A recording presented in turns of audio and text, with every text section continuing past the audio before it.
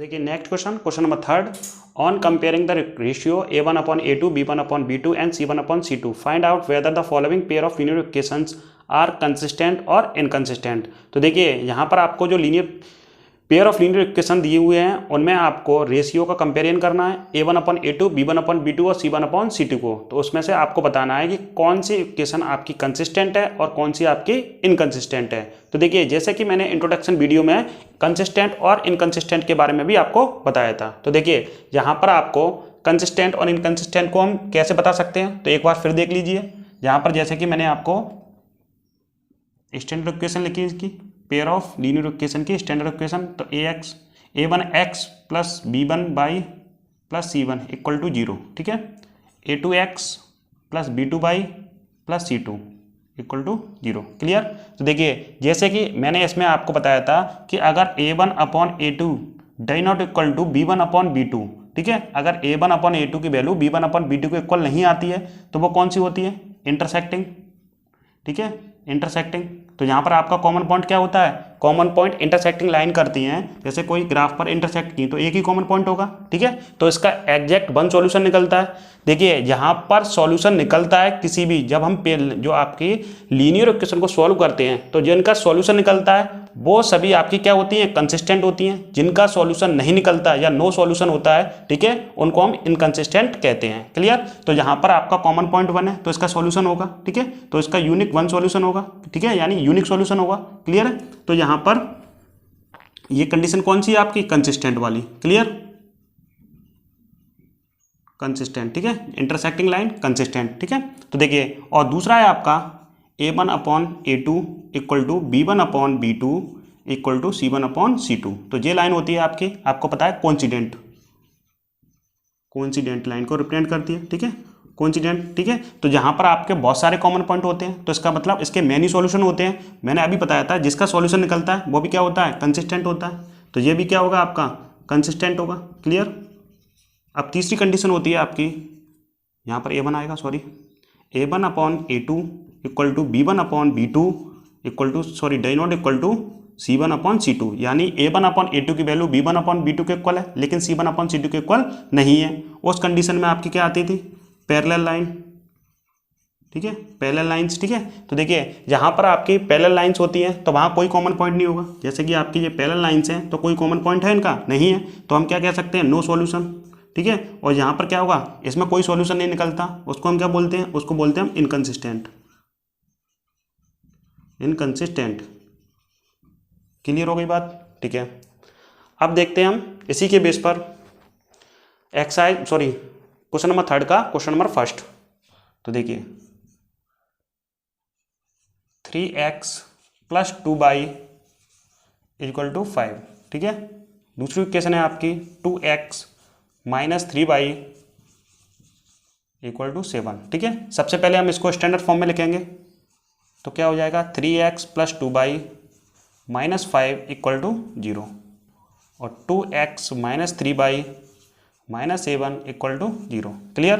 देखिए अब हम यहाँ पर रेशियो निकालेंगे, a1 यानी वैल्यू निकाल लीजिए, फिर रेशियो कंपेरिजन करेंगे। a1 कितना है आपका 3, a2 कितना है 2, b1 की वैल्यू है आपकी 2 और b2 की वैल्यू है -3, c1 आपका कितना -5 और c2 कितना है आपका -7। देखिए यहाँ पर देखिए अगर हम रेशियो निकालेंगे a1/a2 का तो 3/2 आएगा, b1/b2 का कितना आएगा 2/-3, क्लियर। तो यहाँ पर आपको a1/a2 die not equal to b1/b2 clear दिख रहा है। तो हम क्या कर सकते हैं, यानी 3/2 डाई नॉट इक्वल टू 2/-3, ठीक है। तो इस कंडीशन में हम क्या लिख सकते हैं, a1/a2 die not equal to b1/b2, ठीक है। तो ये कंडीशन कब आती है, जब आपका कोई लाइन इंटरसेक्टिंग हो, ठीक है, इंटरसेक्टिंग लाइन को रिप्रेजेंट करती है, ठीक है, इंटरसेक्टिंग लाइन को रिप्रेजेंट करती है तो वो क्या होता है आपका, कंसिस्टेंट होता है, क्योंकि इसका कोई सॉल्यूशन होगा, ठीक है। तो इसको हम क्या कह सकते हैं, कंसिस्टेंट, ठीक है। तो लिख सकते हैं the following equation represent the consistent, ठीक है। अब देखिए नेक्स्ट,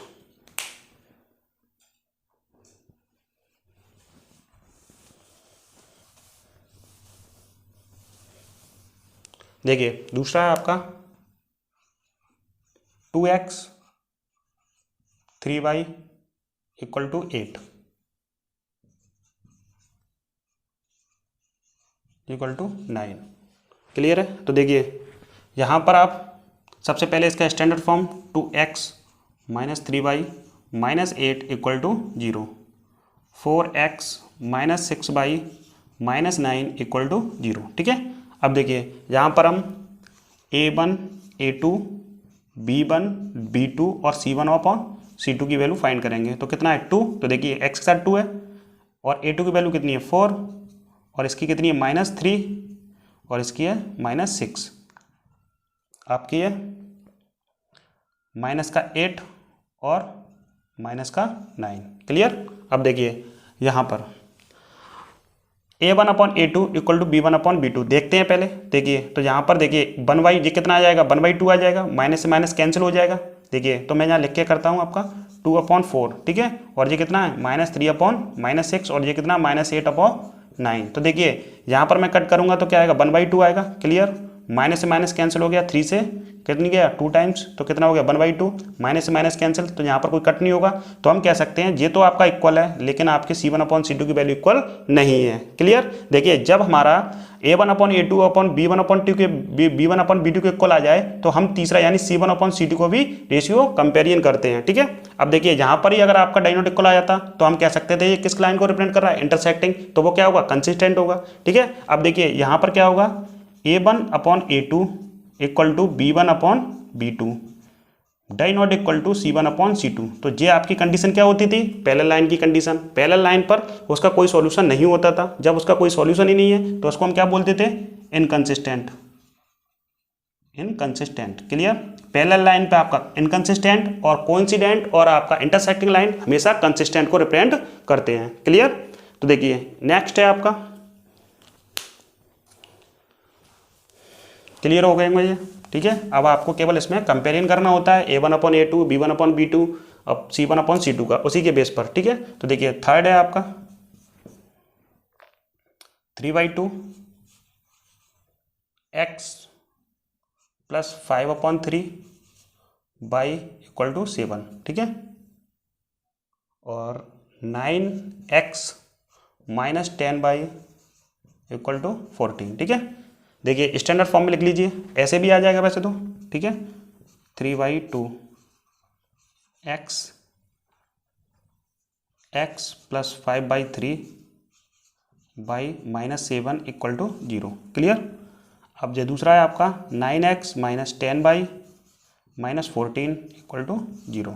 क्लियर हो गया? अब देखिए यहाँ पर सबसे पहले हम a1 और a2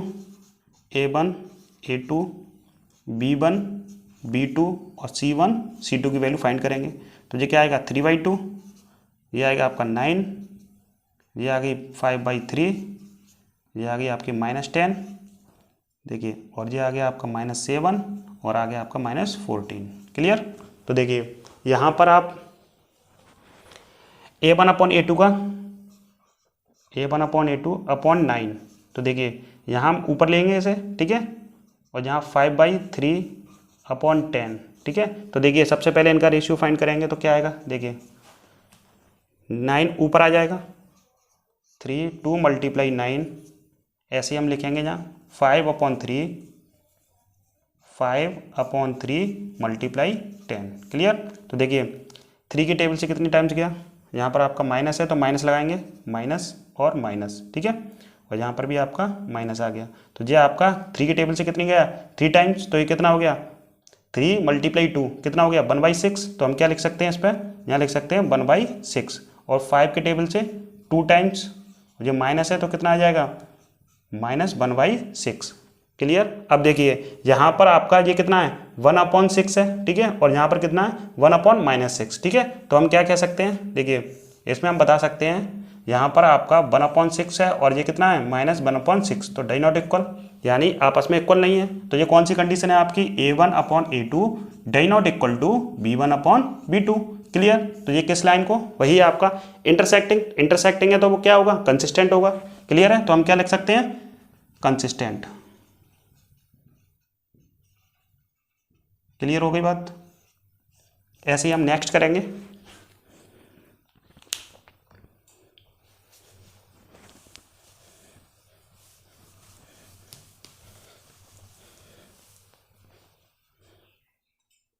देखिए नेक्स्ट है आपका 5x minus 3y equal to 11। दूसरा है आपका -10x प्लस का 6y इक्वल टू -22। ठीक है, स्टैंडर्ड फॉर्म में लिख लीजिए 5x minus 3y minus 11 equal to 0। ठीक है, दूसरा आ जाएगा -10x प्लस का 6y प्लस का 22 इक्वल टू 0। वैल्यू निकालेंगे a1 अपॉन a2 या a1 और a2 की। a1 की कितनी है 5, a2 की कितनी है -10, b1 की है आपकी -3 और b2 की है आपकी 6, c1 की है आपकी और c2 की है c1 की है -11 और c2 की है 22। तो देखिए जैसे कि अगर आपको रेशियो फाइंड करना है तो देखिए यहीं से मैं कर दे रहा हूँ, तो ये कितना आएगा 1/2 आएगा। क्लियर, अगर मैं यहाँ से रेशियो निकालूँ इनका सभी का तो ये भी क्या आएगा -1/2, इसका भी आपका 1/-2 आ जाएगा। तो यानी हम इसको -1/2 ही बोल सकते हैं, इसको भी हम क्या बोलेंगे -1/2। तो देखिए यहाँ पर इसका कितना आया -1/2 -1/2 और -1/2। ठीक है, तो देखिए तीनों आपस में इक्वल हैं। ठीक है, तीनों आपस में क्या है आपके इक्वल हैं। तो हम क्या कह सकते हैं, कौन सी कंडीशन है आपकी कोइंसिडेंट वाली, यानी a1 upon a2 equal to b1 upon b2 equal to c1 upon c2। तो ये वाली कौन सी कंडीशन होती है आपकी कोइंसिडेंट लाइन की कंडीशन होती है। तो इसके भी क्या होते हैं बहुत सारे सॉल्यूशन होते हैं, तो हम क्या कह सकते हैं ये कंसिस्टेंट। सीधी सी बात है, आपको याद रखना है जिसका सॉल्यूशन है वो कंसिस्टेंट है, जिसका सॉल्यूशन नहीं है वो क्या है, वो इनकंसिस्टेंट है। क्लियर, अब आपका